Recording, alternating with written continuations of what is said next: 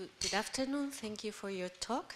Buenas tardes, gracias por su presentación. Quisiera preguntar, estoy confundida con el tema, con la palabra medios.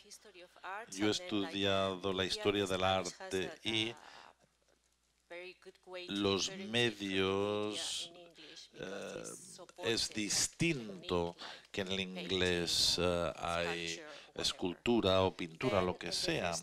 En la primera charla diferenció muy bien cuando hablaba de arqueología del cine como una arqueología de media, pero en la segunda charla me confundí porque los medios también son como prensa o información, medios de comunicación, así que quisiera saber cuándo se utilizaba los medios también como medio de comunicación y solamente como tecnología. En los últimos 15 años, por ejemplo, cuando uno va a una exposición de arte, exhibición de arte, dio los ejemplos de muchas instalaciones y cuando vemos multimedia, todos piensan inmediatamente en gráfica de ordenadores y demás, y hablando de la arqueología de los medios solamente tiene que ver con la tecnología. Por lo tanto, para mí, los medios, cuando dices la televisión,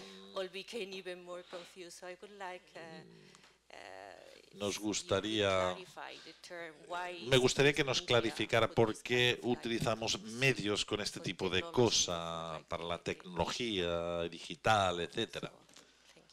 Gracias. ¿Esta pregunta es para los dos? Bueno, iré yo primero. Me alegro que ha mencionado que viene de la historia del arte, porque la gente del arte, de historia del arte, son muy reticentes a la hora de utilizar medios, porque hay una distinción muy radical entre el arte y los medios, y me identifico, lo entiendo, y en la segunda parte de mi presentación, que no pude presentar por tiempo, también explico cómo un medio puede volver al estatus de arte. Así que reconozco la diferencia, pero en mi charla también les he mostrado cuán frágil es esa distinción, porque si hablamos de los medios que suelen indicar que el portador de un mensaje es de alguna manera tecnológicamente mediatizado. La historia del arte tiene una inversión muy grande en la originalidad, la singularidad y un creador. Y el término medios, cuando lo asociamos a la tecnología, es reproducible. Esto es lo que Walter Benjamin dijo pero lo que yo he hecho en mi charla es, de forma muy delicada, indicar o empezar a indicar que lo que los historiadores del arte consideran singular y debido a la inspiración o la capacidad de un creador individual, ya ha estado saturado con principios económicos y con principios tecnológicos. Por lo tanto, yo vengo de los medios tecnológicos y construyo un puente para decir que las obras de arte, a través de sus fronteras, sus antologías implícitas, filosóficas, ya tienen medios infundidos en ellos.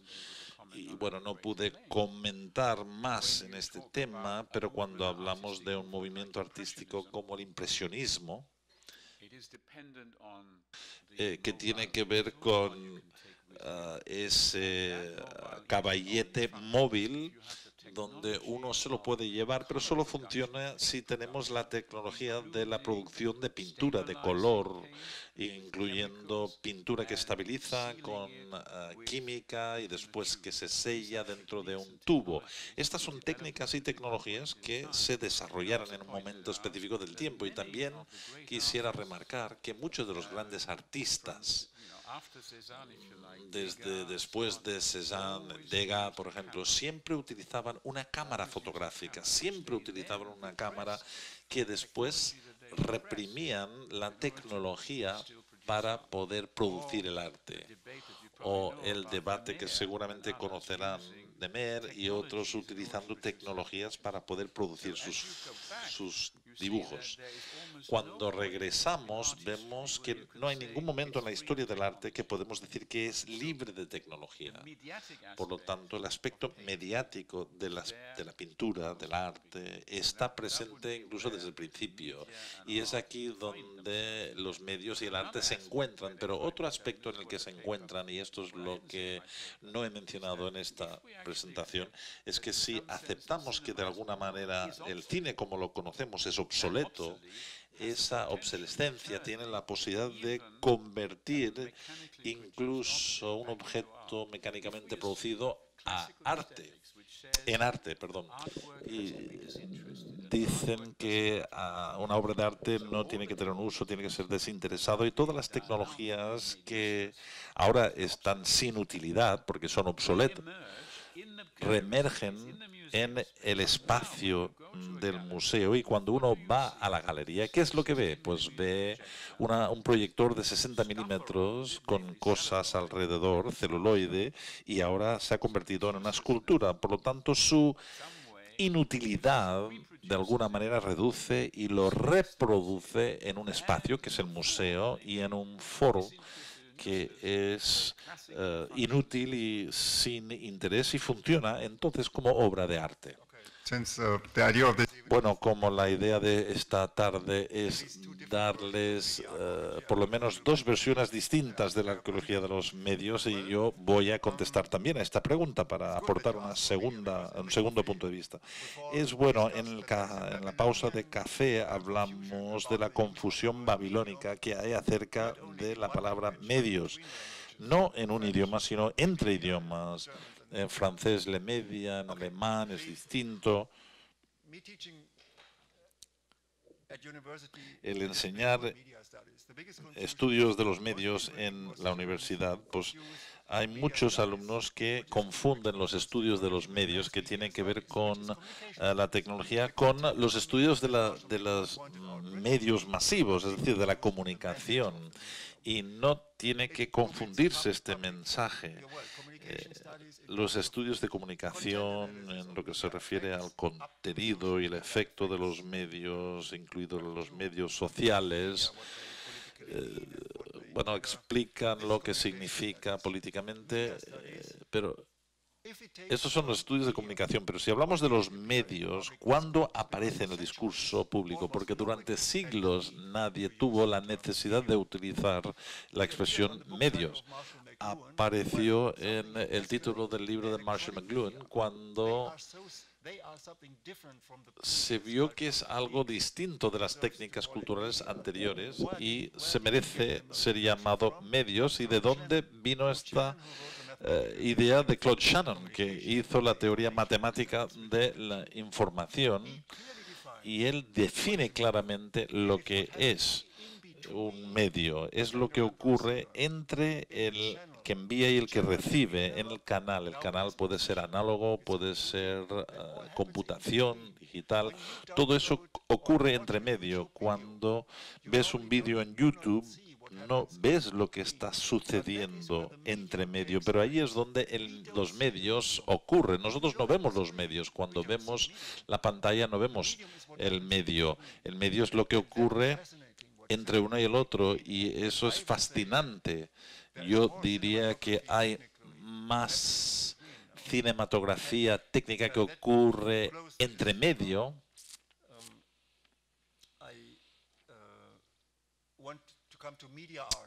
Quisiera hablar del arte de medios, y este término en sí es un indicio de que es algo distinto. Las artes tradicionales se llamaban escultura, pintura, arquitectura, tenían sus nombres propios. Pero media art, arte de los medios, es un compuesto, es un término paraguas, y demuestra que el arte de los medios es que la tecnología es el mensaje a través del cual los diseñadores o los artistas o los académicos experimentan. Pero el mensaje es más que antes, el medio es el mensaje. El video art temprano tiene que ver con experimentar con la imagen electrónica en sí. Cinematografía temprana o precoz también. Por eso cronofotografía era tan fascinante, porque experimentaba con la posibilidad del medio. Para el arte y la estética significa que el medio es la tecnología, y cada generación joven experimenta con la tecnología, pero simplemente que la tecnología no es tan fácil. En la actualidad tenemos que conocer la codificación. Eso es lo que les dije en la Academia de Artes de los Medios de Colón. Ya no muestran las artes antiguas, sino empiezan ya con las nuevas, los nuevos artes.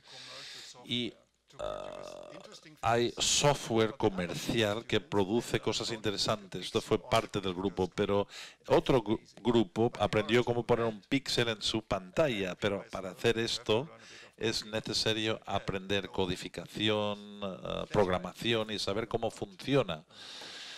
Y es por eso que es un arte distinto que surge, y por eso el arte de los medios es un buen término. Art media viene de la tecnología en sí, y quizá esa es la mayor diferencia en los estudios de los medios. La mayoría de mis colegas dirían que es bueno conocer la tecnología, pero lo que importa son los efectos que tiene sobre seres humanos o la sociedad en su totalidad, con el enfoque filosófico, con un enfoque de humanidades. Es nuestra obligación aprender la teoría de la comunicación y entender las tecnologías y expresar tecnologías en palabras que los ingenieros nunca utilizarían. Esa es nuestra tarea, y nosotros la hacemos de una forma estética, vosotros como diseñadores o artistas, y nosotros lo hacemos como académicos.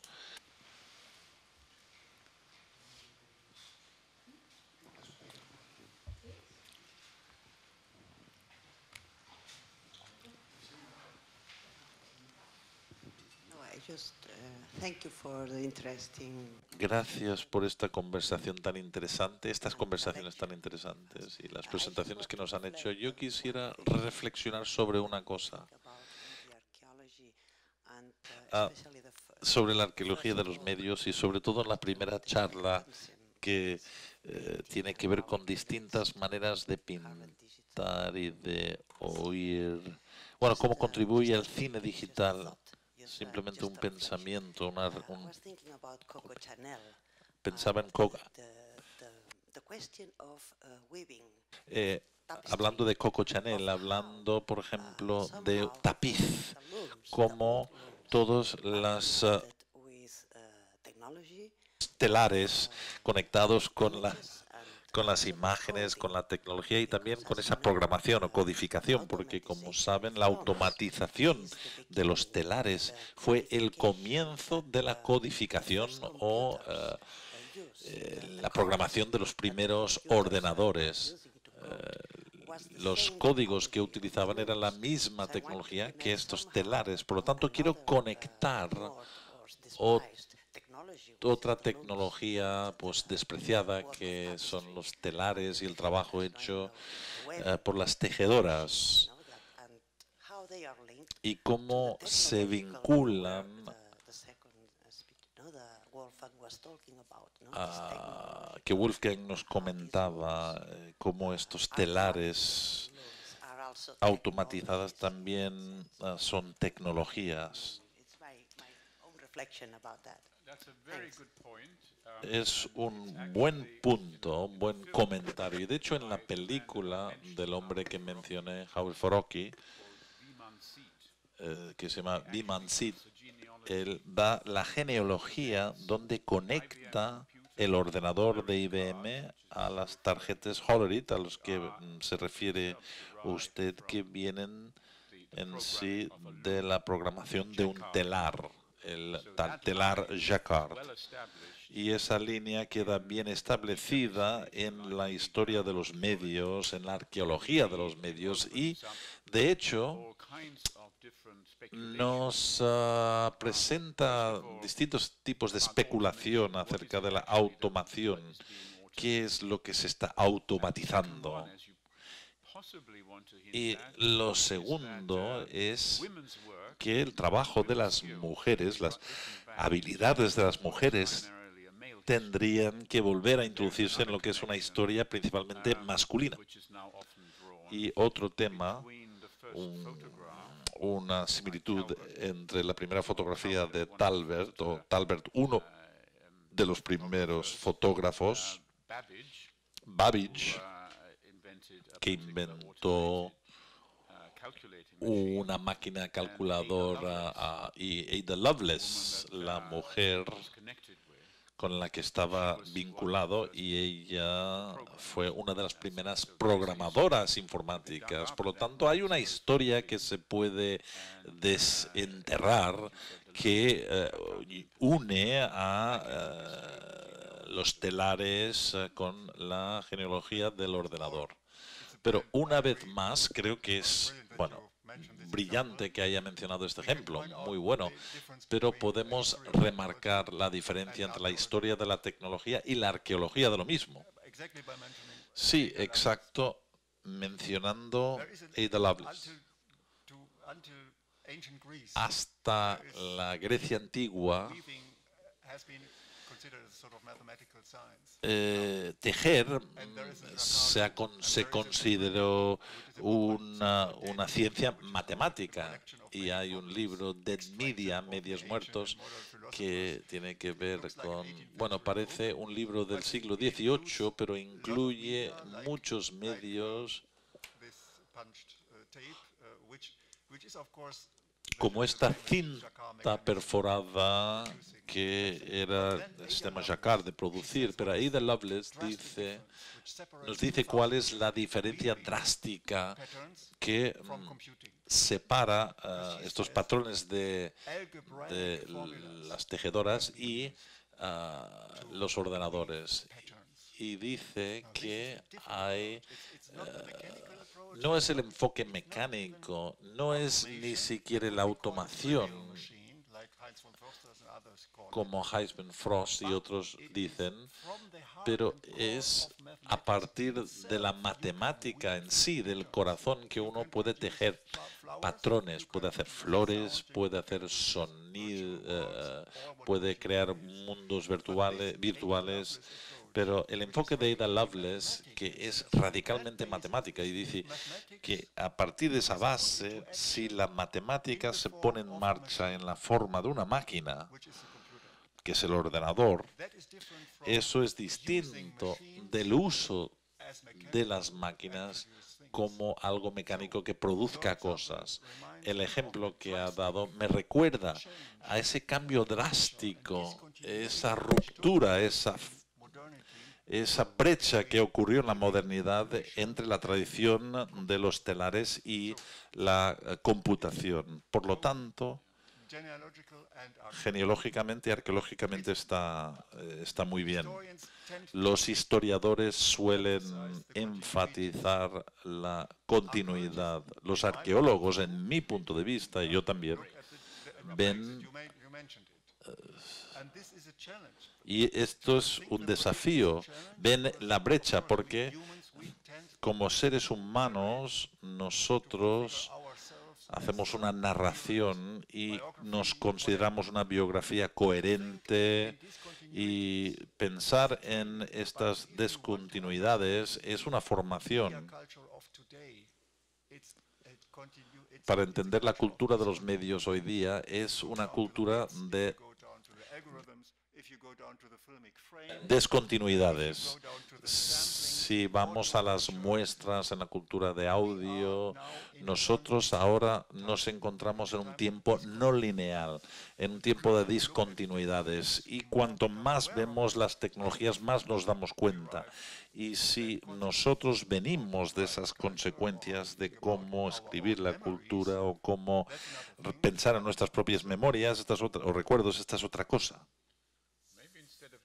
Bueno, en vez de la discontinuidad podemos hablar del reconocimiento con una diferencia. Bueno, eso sería menos dañino, ¿verdad? Sí.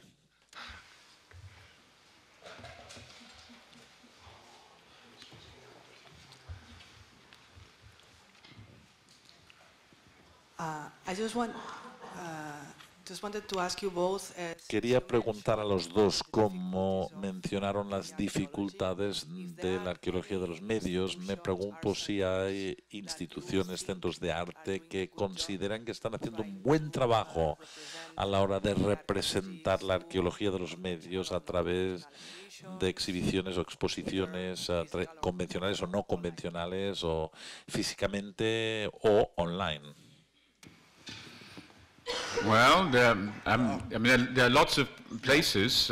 Hay muchos lugares. El ZKM en Karlsruhe que uno podría mencionar. Hay distintos laboratorios de medios, como el de MIT. No sé si consideran instituciones.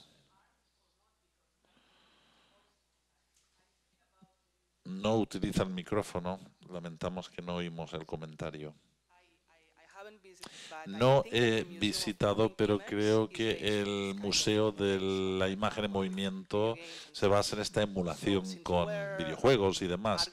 Ya que usted está hablando de lo que es mejor o peor, no solamente qué lugares, sean basados en arte o no, podían parecer ser mejores a la hora de entender lo que se tiene que hacer, lo que se puede hacer para que la arqueología de los medios pueda ser representado, si es posible, claro.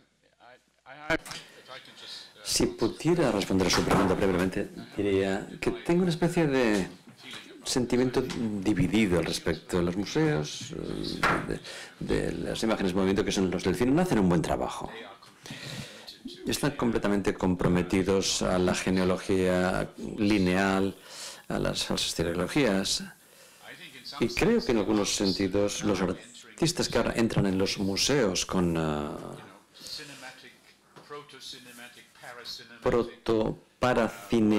trabajos proto y paracinemáticos, Tassi también sería uno de los más famosos, pues está comprometido el celuloide como medio artístico. Y dice ella, no soy una cineasta, hago arte con el celuloide.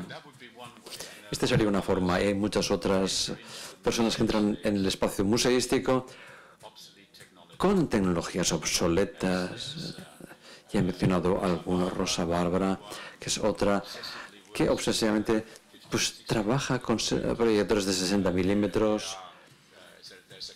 Hay un par más, Gibson Recorder, que queman el celuloide y durante ese espacio, como una especie de fantasmagoria, recibes ese olor de quemado, porque al ver la imagen desintegrándose. Estas son formas antiguas de escenificar esos efectos especiales de la máquina cinematográfica, pero al mismo tiempo también creo que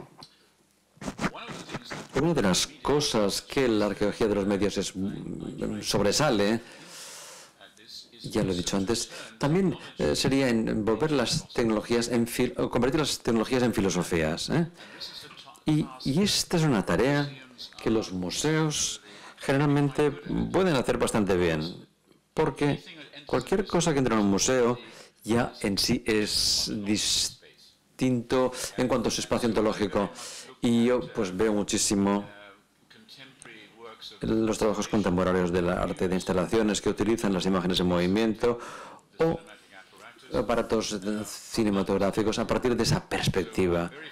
me divierte muchísimo Anthony McCall y su trabajo, bueno, muy conocida en los años 70, Dan Gray, conocido también en esa época, que ha resurgido y representa ahora su trabajo y actualmente tiene un significado completamente distinto, y estoy muy interesado en esa brecha digital, ese cambio que ha permitido que ciertas prácticas se conviertan en operaciones filosóficas.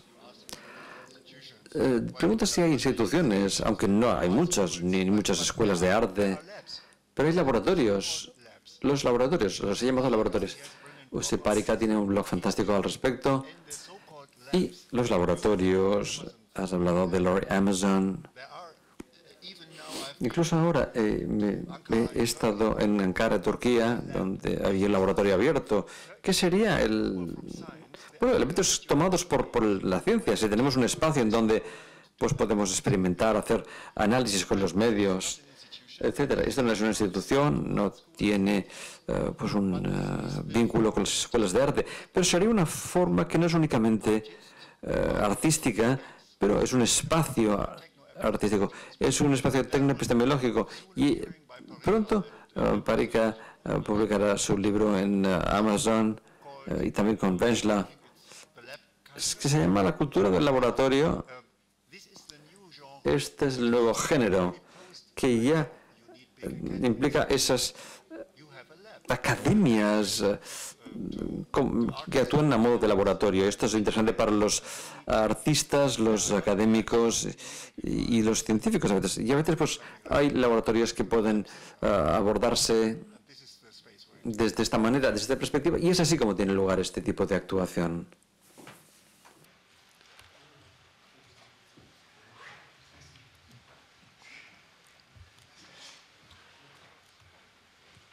Bueno, desde mi sujeción a eso, a la obsolescencia del cine,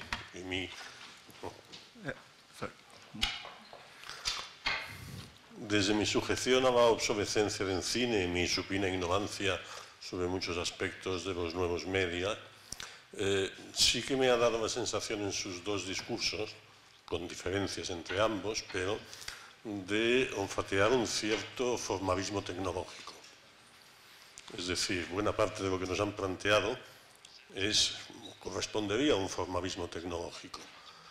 Tal vez eso también esté vinculado a esa propuesta arqueológica, cuando tradicionalmente la arqueología ha sido en todo caso una fuente para el trabajo histórico.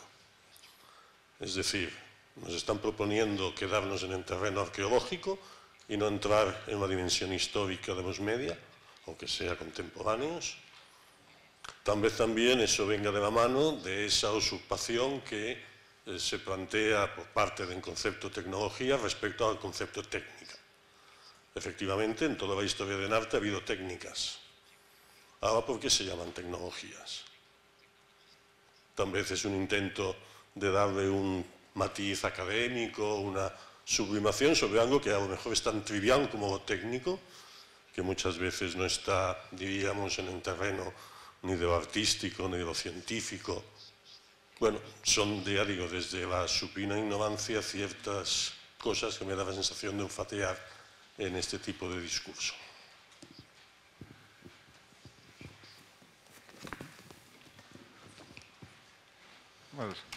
Yeah.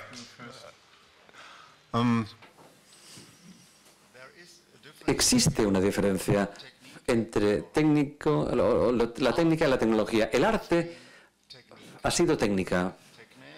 Tecné, griego, ars, latín. Y esto ha sido un trabajo relacionado con las habilidades del cuerpo humano o de la mente humana. La tecnología difiere de eso en un aspecto. La acción tiene lugar dentro de la máquina. Esa es la diferencia. Está como separando la creación artística y permitiendo que la máquina se convierta en la co-creadora. Henry Fox Talbot cuando publicó su libro acerca de su invención en la fotografía, el lápiz de la naturaleza. Él celebró cómo su invento liberaba las imágenes de la interpretación subjetiva de sus manos. De repente, la luz podía imprimirse sobre un mecanismo sin la mano artística humana. Él era un artista fracasado, pero activamente celebró y se sintió fascinado al ver que pudiera haber un arte no humano, una técnica no humana. Y esto es lo que separa la tecnología de la técnica cultural. Y esto tiene consecuencias en cuanto a la estética y es también para la filosofía, el pensamiento escolástico. Y este sería el punto de transición entre traducir la idea antigua del arte en una forma más tecnológica, con esa perspectiva temporal de Nicole Laurent y otros académicos pensaron de forma muy matemática o matematicista en cosas que solían hacerse a través de la mano artística o del pensamiento artístico. Una pregunta fascinante, lo confieso, y hay varias capas de respuesta. Una podría ser, no sé si le he entendido correctamente, pero hablamos de una cuestión de determinismo tecnológico. Y podríamos establecer una distinción en la noción de McLuhan, o una de las muchas nociones de McLuhan, de que los medios son una extensión de los sentidos humanos, una amplificación, si queremos llamarlo. Pero se podría contrastar esto diciendo, como lo que dijo Friedrich Hitler, y le dio la vuelta y dijo, los seres humanos no son nada más que las tecnologías que utilizan para la comunicación. Que no es determinismo tecnológico exactamente, pero sé que sería una definición distinta de esa relación entre seres humanos y las tecnologías que les sostienen. Y ya saben que la primera herramienta siempre es la tecnología, la lucha por la sobrevivencia. Todo si se equilibra esos dos ámbitos, tendremos una relacionalidad que claramente ahora parece moverse en una dirección que es la máquina que va hacia un lado, pero no hacia otro, sin tener en cuenta los sentidos. Pero también no deberíamos olvidar cuán increíblemente adaptables somos los seres humanos. Y le daré un ejemplo. En el año 1860, cuando las cámaras salieron de los estudios y fueron a las calles porque los tiempos de exposición eran lo suficientemente bajos como para capturar o captar una imagen como los que vimos en los daguerrotipos. Bueno, hay esa noción de que había demasiado detalle en la fotografía en la calle, que hacía que los seres humanos se volvieran locos. Era peligroso ver una fotografía, se decía. Charles Baudelaire lo llamó, o lo dijo, que había un levantamiento de los detalles. Y hablamos de un levantamiento popular. El detalle creó la revolución. Baudelaire, siendo conservador, no estaba muy contento con esto. Y Baudelaire tenía una relación muy ambivalente con la fotografía. Pero digamos que hay estos momentos culturales donde nos damos cuenta que hay una nueva tecnología que nos presenta auténticos retos a los sentidos humanos. Pero dentro de una misma generación, el cerebro humano, el sistema sensorial se adaptó a todo eso. Yo soy de una generación que no puede hacer multitasking. ¿Cómo lo pueden hacer mis estudiantes entre un teléfono móvil, la televisión, hablar a alguien en la sala, todo a la misma vez? Si les preocupa el determinismo tecnológico o de los robots, o les preocupa que el mundo lo dirijan las máquinas, pues piensen en ese momento de la década de los años 60 del siglo XIX, cuando no se podía ver una fotografía con demasiado detalle. Lo mismo ocurre con el advenimiento del cine. La gente se dice, no se puede ver una película a más de 15 minutos o se nos dañará el cerebro. Y como lo sabemos, porque en mi generación se hablaba de sobrecarga informativa. Bueno, sus hijos y sus nietos ni sabrán de lo que están hablando. Deberíamos ser un poquito más abiertos a a esa permeabilidad de los seres y los cuerpos humanos.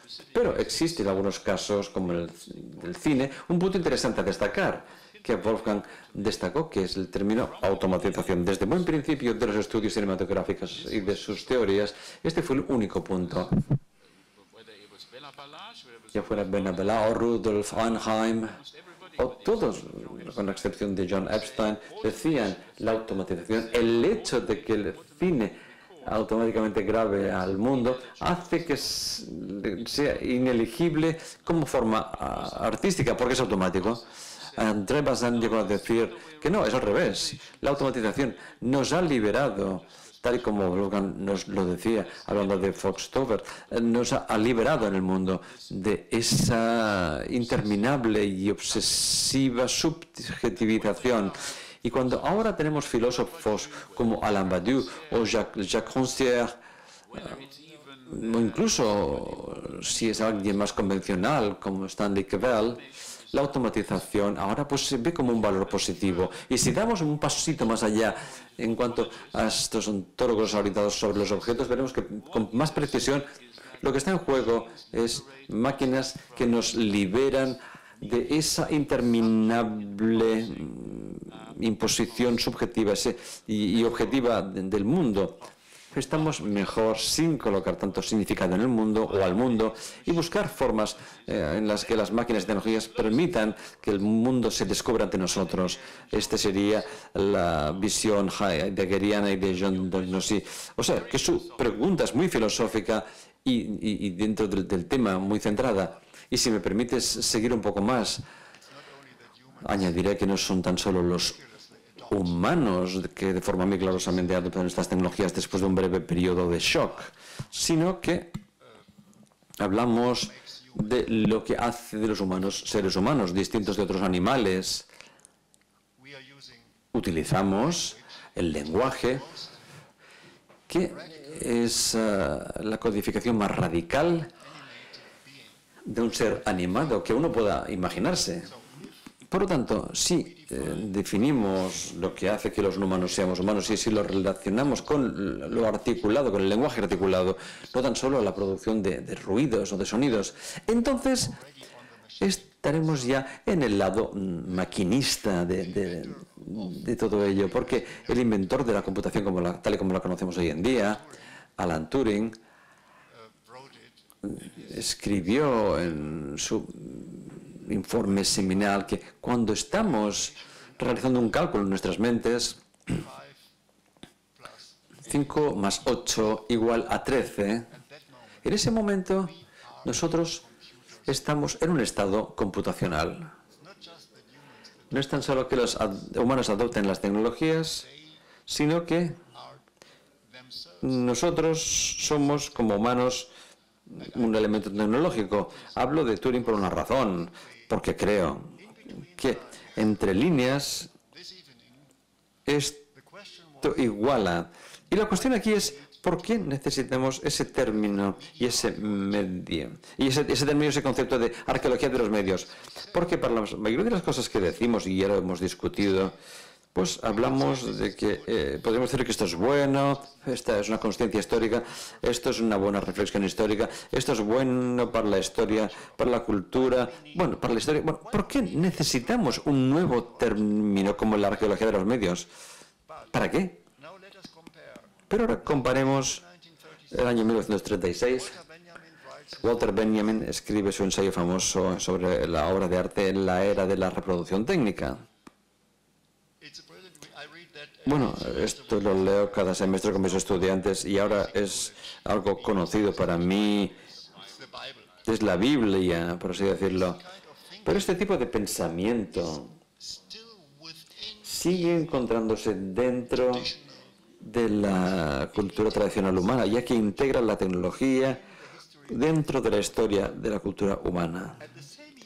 En ese mismo año, un hombre solo en su sala, Alan Turing, en el Jesus College de Cambridge, escribe un informe metamatemático donde él inventa de forma teórica una máquina que posteriormente se llamaría ordenador o la máquina de Turing en su momento. Bueno, esto no se pudo integrar. Creo que en el año 1936, no hablemos de otros acontecimientos políticos en España o en Alemania, pues una brecha radical ocurrió, algo nuevo ocurrió en el conocimiento europeo que permite descubrir ese algo nuevo con el cual seguimos luchando para inventar nuevos términos, para no descubrir ese nuevo cambio radical en la cultura de los medios dentro de nuestros términos o terminología anticuada, semántica. Para eso necesitamos la arqueología de los medios, para eso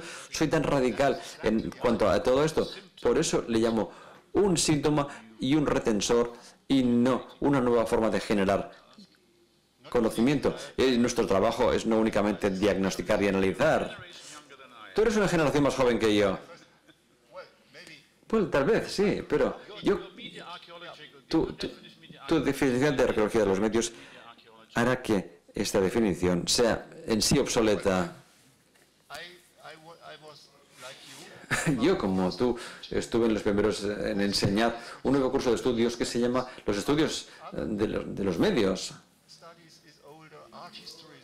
La historia del arte es mucho más antigua, la filosofía es mucho más antigua, pero para una nueva ciencia la tarea es no tan solo de ser analista de un nuevo fenómeno en la cultura, sino pues también poder ofrecer de forma activa nuevos términos para poder ayudar a nuestra sociedad a ser al menos tan rápida como los medios ya lo son, para pensar en cuál es la imagen computacional, la compresión de las imágenes, etcétera, cosas que son tanto más complejas y fascinantes a la vez que mirar una antigua imagen cinematográfica que hemos de acelerar.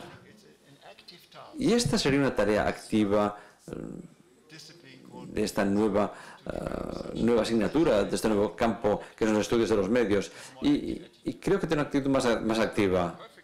Es perfectamente posible, lo confieso, pero para esta conferencia en particular y para ciertos trabajos que yo hago, yo me quedo con el cine ahora, ¿no? Y como arqueología de los medios, con el interrogante que el editor rehusó poder utilizar o querer utilizar. Pero podría decir que de lo que estamos hablando en cuanto a tu pregunta es, pues el término póstumo es algo significativo, es otra forma de ser raro con el idioma. No póstumo, sino poner un post.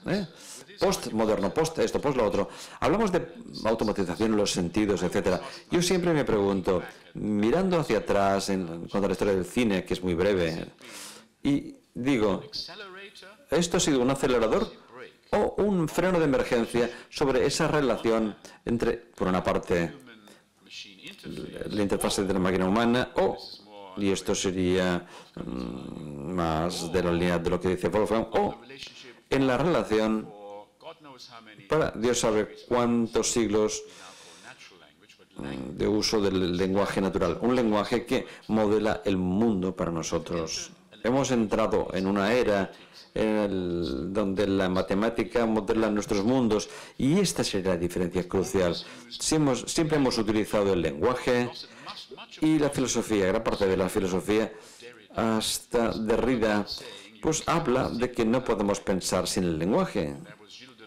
Y Gilles Deleuze decía que podías pensar con imágenes en movimiento. Pero estas son formas antiguas de llegar a un acuerdo, a un tácito acuerdo con esa idea de Turing que nos da miedo, que es modelar el mundo con las matemáticas, y las matemáticas no es algo que nosotros de forma natural utilicemos para comunicarnos. Para mí este sería el gran reto y tú eres un representante muy prominente de esa escuela que dice que el mundo puede y debe ser modelado a través de las matemáticas.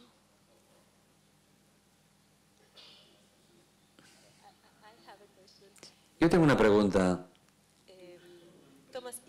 Tomás, tú has definido la arqueología como un síntoma y también has dicho respuesta. Y Wolfgang,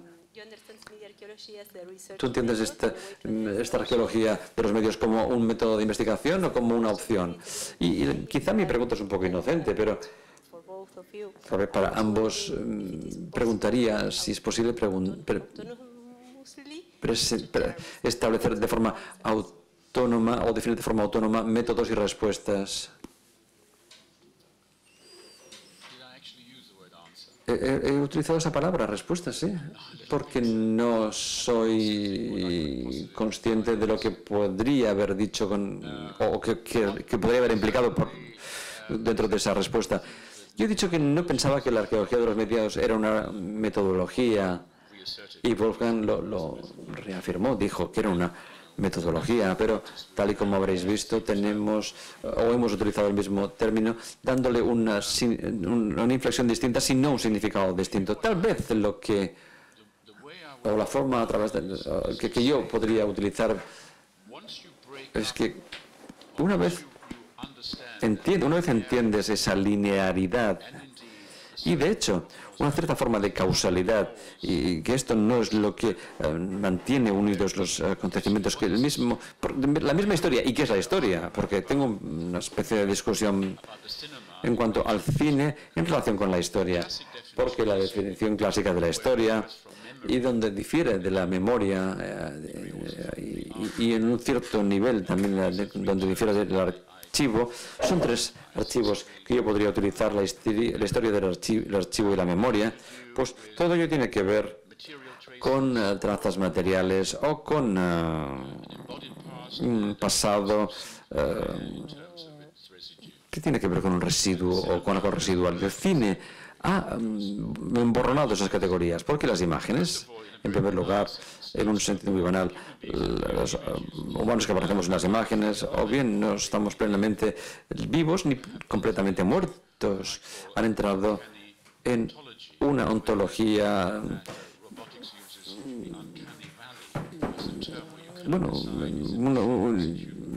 indefinida, no se puede definir si es una máquina o una humana, como hacen en la robótica, y el cine también representa esa ontología indefinida, y eso tiene implicaciones. Y ahora, pues,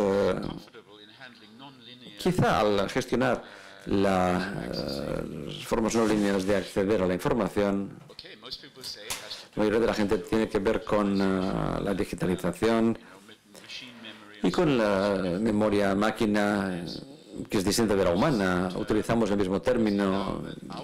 Nuestra memoria es una metáfora de lo que sería la memoria de máquina, o la memoria humana pues sigue un proceso más mecánico, o es algo distinto. Bueno, no sé, la verdad es que una forma distinta de decir lo que el mundo o lo que el cine ha traído al mundo es el montaje, es que es una forma de continuidad, y entonces podemos hablar de la cronofotografía y el vínculo que la cronofotografía crea con la informática, o ese libro que es gramófono, libro y máquina de escribir.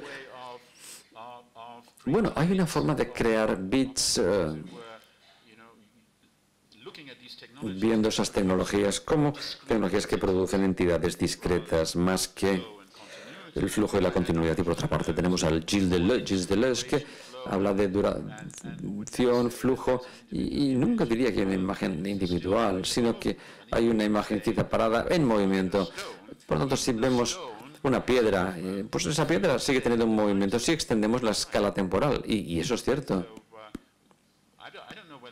No sé si respondo a su pregunta, seguro que no, pero estoy creando, o estoy estableciendo el por qué dudo a la hora de utilizar una metodología en algo que el mismo Wolfgang dice que está en medio de lo procesual, y cómo se puede mapear estos elementos dentro de otras categorías. Este sería el reto, yo creo.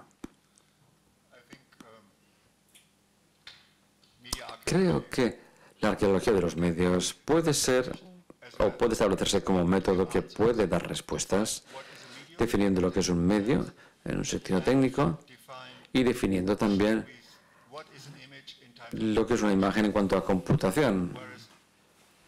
¿Y dónde se encuentra lo que se acaba de explicar? La cronofotografía, por ejemplo, que como núcleo de lo que la procesualidad de la cinematografía es, llega a convertirse en el muestreo, que como le decimos ahora, tomando instantáneas del mundo. Esto es lo que esa conversión de analógico a digital representa. De esa manera sería cinematográfico. Pero es, una vez más, la arqueología de los medios precisa ser activa y no tan solo un análisis de síntomas. Y esto nos ayuda a repensar el concepto de la imagen. ¿Debería esto ser llamado una fotografía digital? ¿Debería ser llamada fotografía? Una imagen computacional debería ser llamada imagen, porque la diferencia entre eso que acabamos de tocar en cuanto a la similitud tecnológica, la cronofotografía y la imagen computacional, pues implica que hay una indexación de un episodio físico que se registra sobre la película al exponerla a la luz. En la computación hablamos de una discontinuidad radical, una abstracción, porque no existe esa imagen como imagen dentro del ordenador.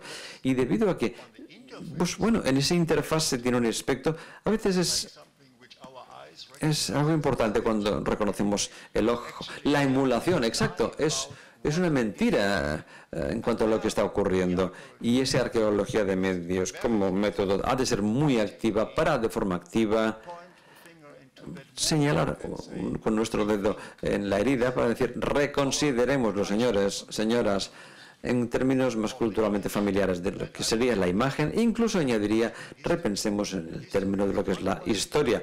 Esta sería una forma muy clara de lo que ocurre en el pasado, aunque no es la única manera, y la arqueología de los medios intenta desarrollar un concepto de tiempo distinto. Los tiempos, en plural, si lo queremos llamar.